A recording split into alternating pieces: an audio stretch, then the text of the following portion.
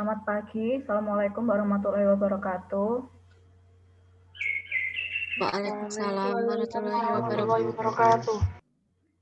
Perkenalkan, kami dari kelompok 4 akan mempresentasikan bab 5 yaitu Modern of Theory of Trade yang beranggotakan saya, Agisa Melatika, dan teman-teman saya ada Farihatul Ulya, Muhammad Raka, dan Ramadhani Desra. Akan dibahas pada presentasi kali ini ada 4 subtema, yaitu yang pertama The Theory of Consumer Behavior, yang kedua ada Production of Theory, tiga Flying Geese Theorem, dan keempat Constant Market Share. Untuk jurnal yang pertama yaitu The Theory of Consumer Behavior. Contoh jurnalnya yaitu Consumer Behavior Regarding Wearable Technologies Google Glass yang ditulis oleh Gibran Charles Nunes dan Emilio Jose Montero Arrudo pada tahun 2017.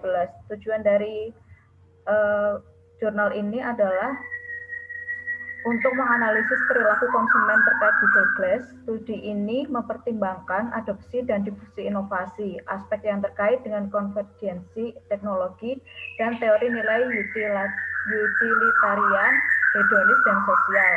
Latar belakangnya adalah Google Glass dipilih sebagai fokus studi ini karena fakta bahwa sebelum diluncurkan, Google Glass dianggap sebagai teknologi wearable yang berpotensi mengganggu, yang diprediksi oleh banyak ahli sebagai salah satu inovasi terpenting tahun 2017. Untuk literatur reviewnya yang pertama, Diffusion and Adoption of Innovative Technologies. Orang tidak. Yang kedua, Technological Convergence. Yang ketiga, Utilitarianism and Hedonism in Consumption Practice. Yang keempat, Consumption and Social Identity. Untuk metodologi penelitiannya yaitu studi kualitatif eksplorasi yang menggunakan pendekatan etnografi untuk pengumpulan data. Dan hasil penelitiannya yang pertama, Google Glass menghadapi serangkaian masalah terkait adopsi dan difusi inovasi. Masalah-masalah ini berkaitan dengan produk ketidakcocokan dengan standar saat ini dalam masyarakat. Evaluasi yang buruk tentang keunggulan relatif teknologi, terutama karena harganya yang tinggi, karena dimungkinkan untuk memperoleh produk yang jauh lebih kuat, yang pada dasarnya akan melayani fungsi yang sama. Untuk kesimpulannya, Glass masih menghadapi beberapa perbudayaan budaya dalam menaklukkan pasar. Meskipun dianggap sebagai ide yang bagus, sejauh ini tidak ada aplikasi praktis yang nyata untuk masyarakat umum, terutama mengingat biaya atau manfaatnya yang dianggap tidak seimbang dan desainnya yang sangat terlihat. Dalam skenario ini, jelas mengapa produk belum lepas landas, selain fakta bahwa butuh waktu terlalu lama untuk diluncurkan ke pasar dan baru-baru ini terganggu dan dibatalkan pada tahun 2015 oleh Google. Penundaan dalam pengembangan selain masalah penerimaan menyebabkan kegagalan dalam upaya untuk menegaskan posisinya di pasar, dan Google Glass saat ini telah ditarik dari penjualan. Selanjutnya akan dijelaskan oleh teman saya.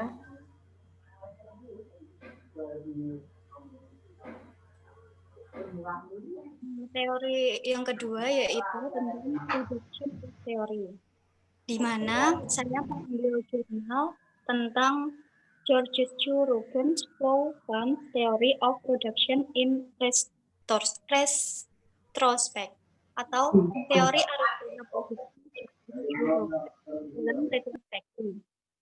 Adapun tujuan dari jurnal ini yaitu untuk dengan jelas menetapkan dasar-dasar teori aliran dana dan untuk memperkenalkan secara perspektif penelitian terbuka untuk ekonomi ekologi. Tujuan yang kedua yaitu untuk memberikan penekanan khusus pada hubungan antara aliran dana dengan perspektif metodologisnya tentang ekonomi maupun tentang peran model matematika dan memungkinkan pemahaman yang lebih baik tentang dasar-dasar teori aliran dana. Implikasi dari hukum termodinamika secara keseluruhan, makalah ini menyimpulkan bahwa teori aliran dana memiliki fondasi yang kuat dan dengan demikian bertujuan sebagai alternatif yang kredibel untuk teori standar production. Next.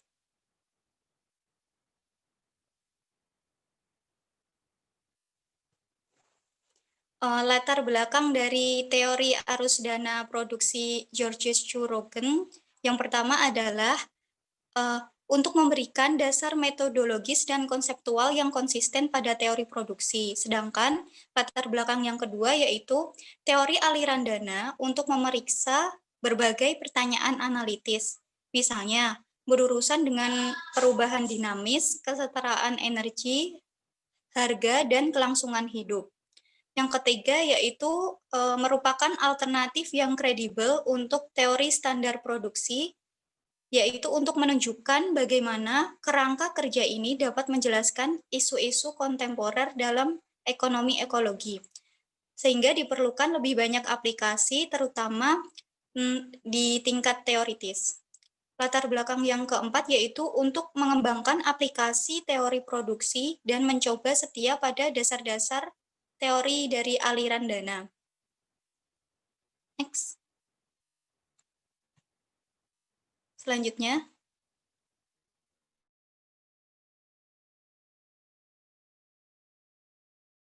penelitian menurut teori arus dana produksi George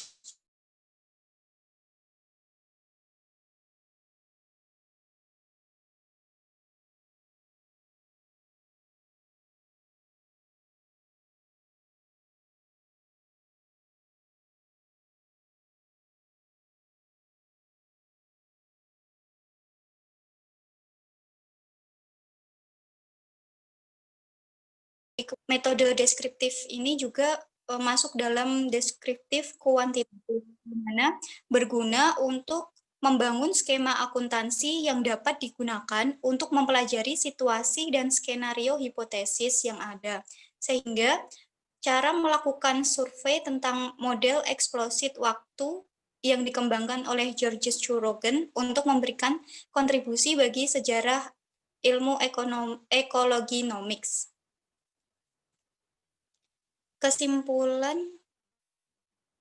Kesimpulan yang dapat diambil dari teori arus dana produksi Georges C. Roegen di sini adalah secara keseluruhan Georges C. Roegen memberikan dasar metodologis dan teoritis yang kuat untuk teori aliran dana produksi sebagai alternatif yang kredibel untuk teori produksi neoklasik yang akan tetap populer dalam ilmu ekonomi ekologi, khususnya di bawah bentuk fungsi produksi agregat. Teori aliran dana juga menyajikan perbedaan metodologi dan konseptual yang halus sehubungan dengan masukan kerangka output. Perbedaan ini penting dan mengundang apresiasi terhadap orisinalitas pendekatan Georges C. Roegen, di mana tantangan utama untuk penelitian di masa depan adalah mengembangkan aplikasi kerangka kerja ini sampai mencoba untuk setia pada fondasinya. Teori produksi sendiri, ada teori produksi menurut ekonomi mikro sendiri, itu ada teori produksi menurut teori biaya maupun fokus teori produksi dari segi penawaran. Fokus teori produksi dari sisi penawaran sendiri mempunyai ada teori perusahaan yang akan membahas bagaimana suatu perusahaan membuat keputusan produksi atau meminimalkan suatu biaya. Yang kedua yaitu ada proses produksi, di mana kegunaannya yaitu untuk menggabungkan antara input ataupun faktor-faktor produksi untuk mencapai output. Kalau yang ketiga yaitu ada kategori input atau termasuk faktor produksi. Faktor produksi itu sendiri adalah tenaga kerja, bahan, dan juga modal. Yang keempat yaitu ada fungsi produksi. Fungsi produksi di sini menunjukkan apa yang teknis layak ketika perusahaan beroperasi secara efisien. Sedangkan yang kelima yaitu fungsi produksi untuk dua input. Selanjutnya, presentasi akan dilanjutkan oleh teman saya. Terima kasih.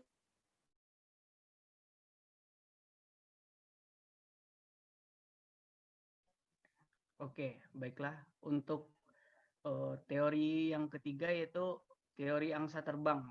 Model angsa terbang ini berasal dari pembangunan ekonomi Asia, yang dimana di sana terdapat perluasan teoritis dan kebijakan implikasi daerah, dengan bertujuan untuk satu, memajukan pemahaman yang lebih baik tentang model angsa terbangnya, asal sejarah, perluasan teoritisnya, dan relevansinya terhadap pembangunan ekonomi. Yang kedua itu mereview secara komprehensif angsa terbang dan dikenalkan di seluruh dunia. Karena flying geese angsa terbang di Asia Timur hanya terdapat pada Tiongkok, Hong Kong, Republik Tiongkok, Taiwan, Jepang, Republik Korea, Korea Utara yang sudah berkembang pesat. Lanjut. Latar belakang terbentuknya teori angsa terbang ini yaitu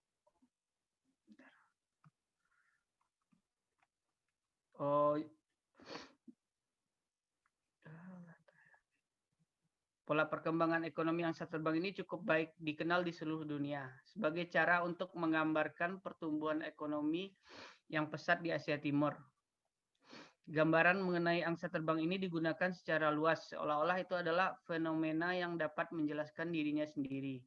Namun arti sebenarnya dari istilah tersebut tidak ditentukan dan asalnya tidak dipahami dengan jelas. Metode penelitian angsa terbang ini tujuannya untuk membangun ekonomi Asia. Yang terdapat dalam jurnal ini menggunakan metode deskriptif teoritis yang membahas secara jelas mengenai sejarah lahirnya teori angsa terbang ini. Dimulai dengan pola flying geese oleh Akamatsu hingga lahirnya teori flying geese yang didasarkan pada pola pembangunan oleh Kojima. Lanjut.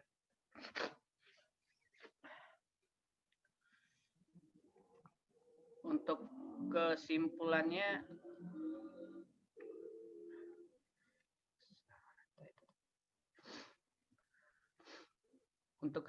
sebelum kesimpulan ini berikut merupakan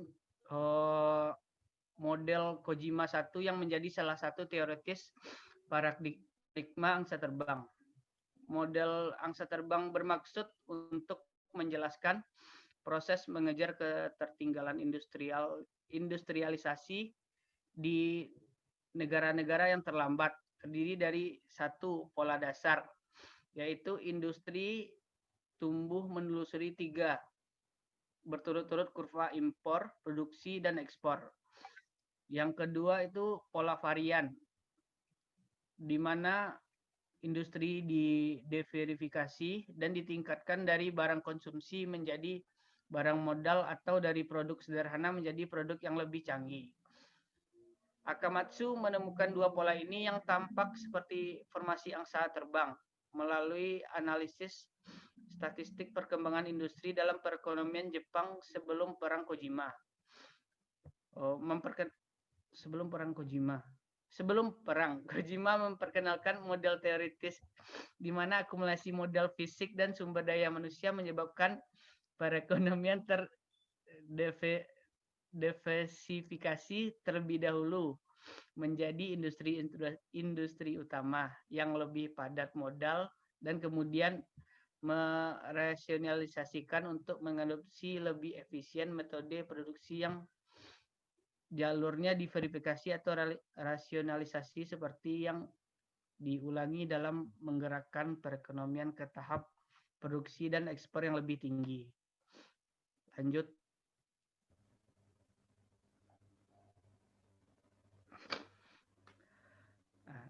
Berikut adalah pola dasar pengembangan.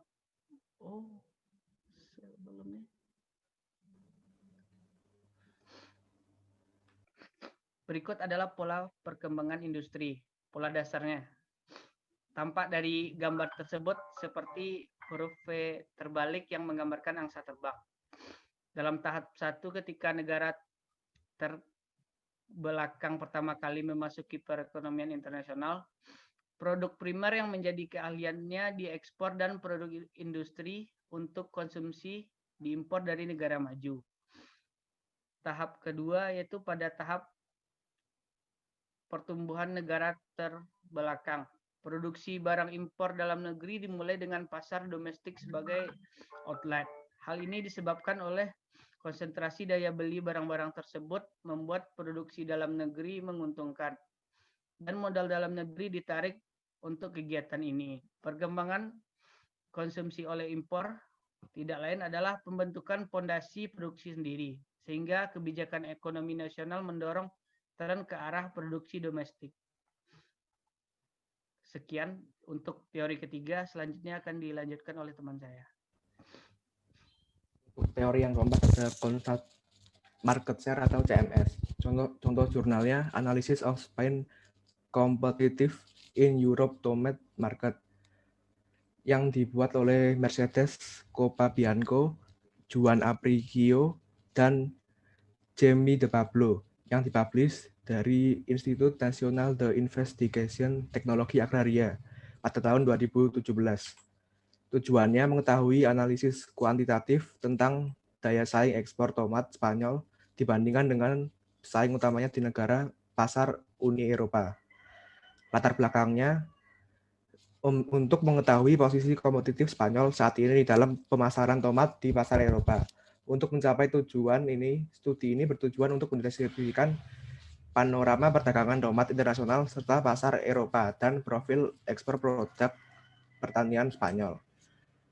Metode penelitian. Analisis CMS adalah metode yang sering digunakan dalam studi pola perubahan struktural dalam perdagangan internasional. Ini adalah metode statistik yang digunakan untuk mengevaluasi pengaruh faktor struktural dalam pertumbuhan ekspor dan partisipasi di pasar impor, menurut Stanlesis dan Contreras tahun 2016. Penyelesaian studi tentang daya saing ekspor tomat melalui metode CMS ini memerlukan pembangunan database khusus dengan menggunakan data pemasaran internasional yang disediakan oleh Comtrade. Hasil dari penelitian ini adalah penyajian hasil berdasarkan metodologi CMS adalah mengetahui tingkat daya saing ekspor tomat Spanyol di pasar Uni Eropa dibandingkan dengan pesaing utamanya yaitu Belanda, Perancis, dan Maroko. Khususnya Belanda dan Perancis adalah pesaing Spanyol yang berbagi perjanjian pemasaran antar komunitas karena mereka adalah anggota Uni Eropa. Maroko merupakan bukan negara anggota Uni Eropa, telah mengadakan perjanjian pertanian dengan Uni Eropa pada tahun 2012. Kesimpulannya, pada keempat CMS ini, di dalam kelompok pesaing Spanyol adalah satu-satunya negara pemasok tomat ke Uni Eropa yang mengalami perubahan volume yang positif saat membandingkan kinerja bisnis pada tahun 2010 sampai 2014.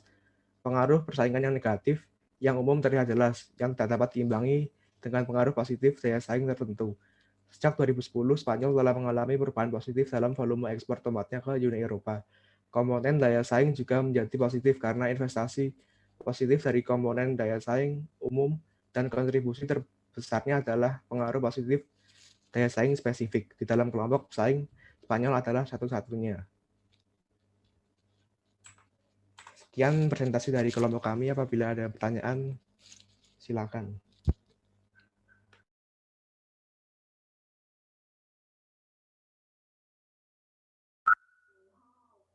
Apakah ada pertanyaan, teman-teman?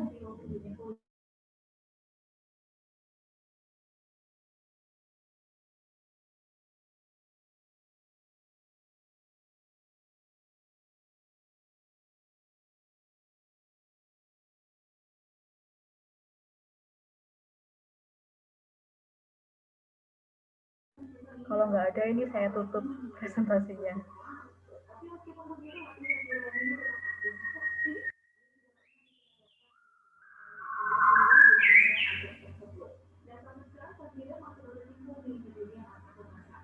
Halo?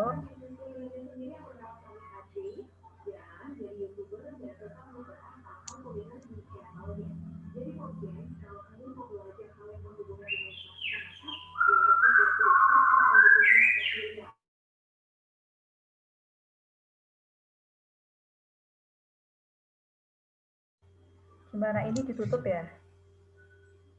Agisa mau Oh iya tanya. ya, ya.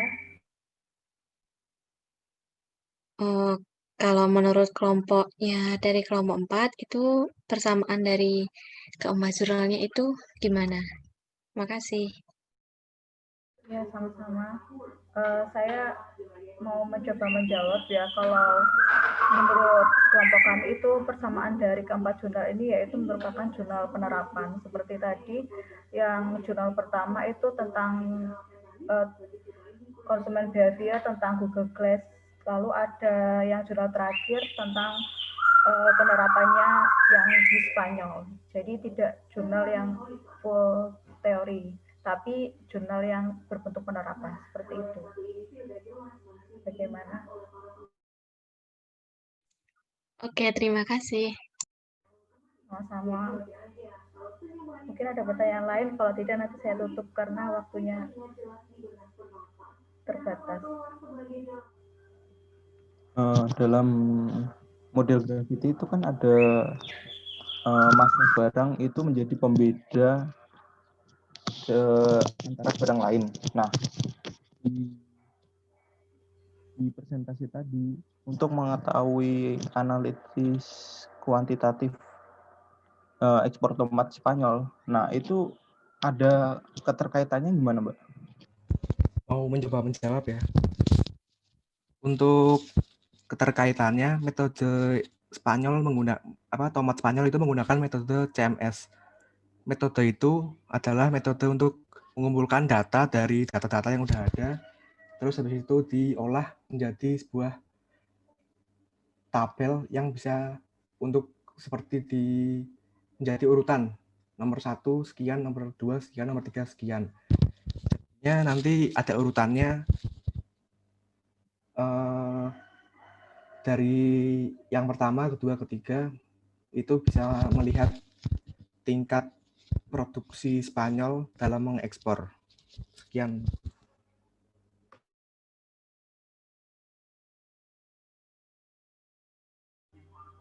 Apakah bisa diterima jawabannya? Ini terkait masa pembedanya itu yang menjadikan nilai ekspor tomat itu dapat bersaing itu apa ya, Mas? Itu di pasar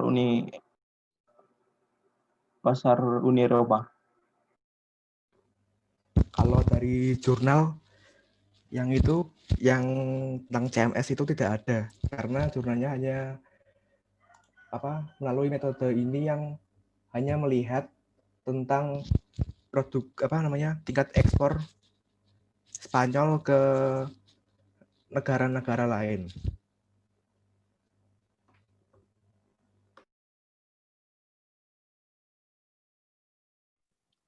Baik, Mas. Terima kasih. Masalah, Mas.